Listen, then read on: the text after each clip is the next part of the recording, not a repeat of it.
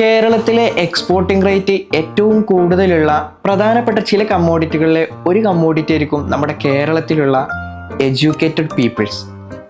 വസ്തുതയല്ല യഥാർത്ഥത്തിൽ നമ്മുടെ കേരളത്തെക്കാളും കുട്ടികൾ യുവാക്കൾ പുറത്തേക്ക് പോകുന്നത് നമ്മുടെ രാജ്യത്തെ മറ്റ് സംസ്ഥാനങ്ങളിൽ നിന്ന്.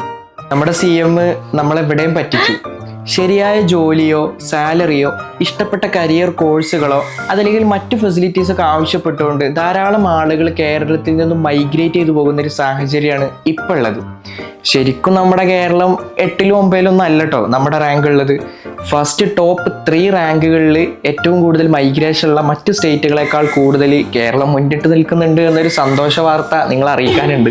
ഏകദേശം കേരളത്തിലെ 80% വിദ്യാർത്ഥികൾ അവരുടെ ഗ്രാജുവേഷൻ സ്റ്റഡീസിന് ശേഷം തുടർ പഠനങ്ങൾക്കോ അതല്ലെങ്കിൽ അവരുടെ ജോലി ആവശ്യാർത്ഥമോ കേരളം വിട്ട് പോകുന്നുണ്ടെങ്കിൽ പോലും തിരിച്ചു വരുന്നവരുടെ കണക്ക് വളരെ കുറവാണ് എന്നൊരു വലിയ യാഥാർത്ഥ്യം കൂടി ഇതിലുണ്ട്.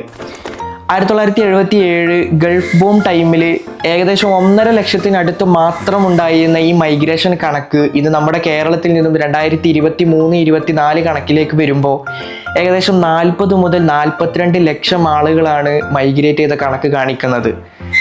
ഈ കണക്കുകൾ നമ്മെ ബോധിപ്പിക്കുന്നത് വലിയ യാഥാർത്ഥ്യങ്ങളാണ്.